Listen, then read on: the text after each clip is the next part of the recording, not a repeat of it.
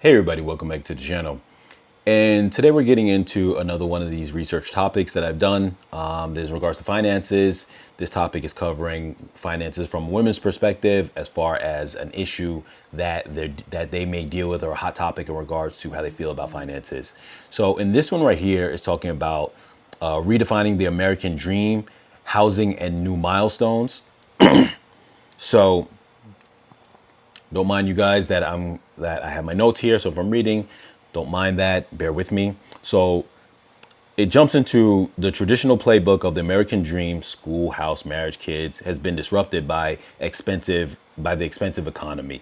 So generally speaking, having those goals are not something that's as easily attainable. Now, what was funny with this topic and researching it, as far as I researched five top topics of finances in regards to women and in regards to men, and the men ones are going to come separately. But as far as this one, what's interesting about it though is it speaks from the perspective of somebody building from a singular perspective, and I think that kind of throws things a little bit off, but we'll get into that.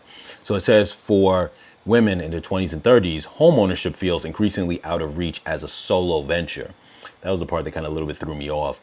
It says alternative ways of investing. This is kind of more of like a resolution thing. Alternative ways of investing outside of owning a home is now become the like kind of like a solution. But I throw in the question of, is owning a home even an investment? And it can be if it's an investment property type of home, but just owning a home in general, the American dream, is not necessarily an investment. It does help you long term, where if you're living in an area where rent's always going up, it slows that process. But outside of that, it's not really an investment.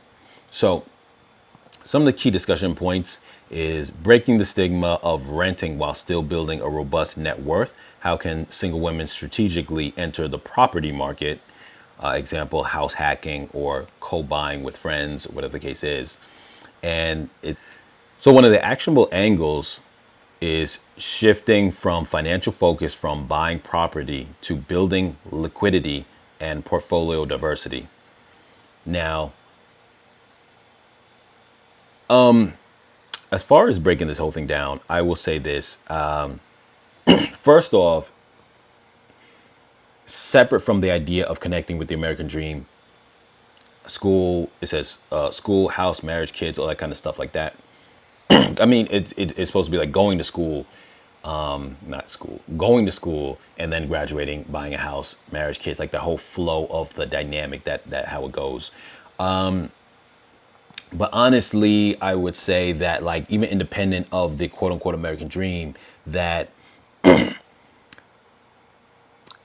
buying a house, like doing all that kind of stuff independently before you even get to that phase of marriage, kids, this and that, is hard. It's harder.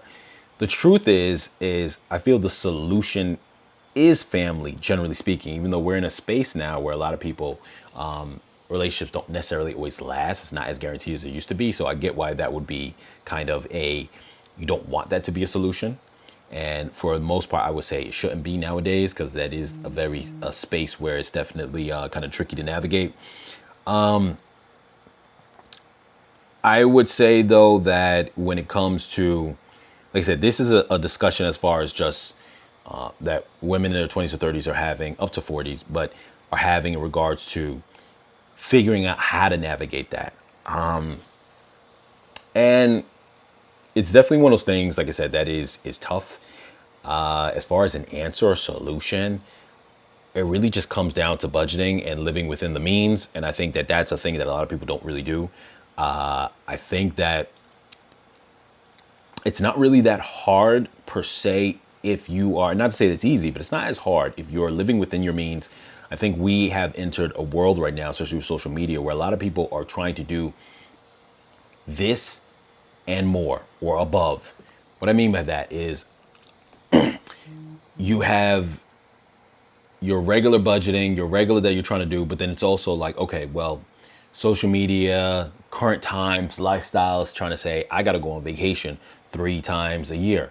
I got to go out to, the nightlife every other weekend, or whatever the case is. And these little things, if you really budget And we spoke on the channel before long and hard about budgeting and whatnot.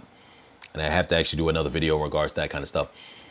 But if once you break that down and you start realizing budgeting, you start realizing that you look down your whole list of your expenses, you start realizing that you spend a lot of money. And I think for women, being that this is a topic for women, I think women actually spend more money than men, generally speaking, on things that are not necessary. And, you know, I think that's where it kind of becomes, and I'm not saying that to generalize, I'm just saying I've seen this a lot, because I do think that there are more trends in the, what's the word I'm looking for, in the selling market, for lack of a better word, the consumable market, that are more targeted for women than there are for men. Not to say there aren't things for men, but I feel like for men, it's kind of like, it's not as many items that, I'm getting a little off topic right now, but I think a lot of them know their lane. A lot of them know their lane, and you might be a guy who maybe you like watches. That might be your vice. You might be a guy who likes video games. You might be a guy who likes vacation. You might be, but I feel like a lot of guys won't like all these things unless they are that kind of guy in that space where you know you have it like that. Where I feel like a lot of the market, the consumer market, markets to women on so many different levels. It's like you got to change your attire up like every other week, buy new clothes, buy new makeup, buy new bags, buy new this, go on vacation. You gotta all these kind of things. Like it creates a dynamic where I feel like it's more marketed towards spending for women, but that's what I think.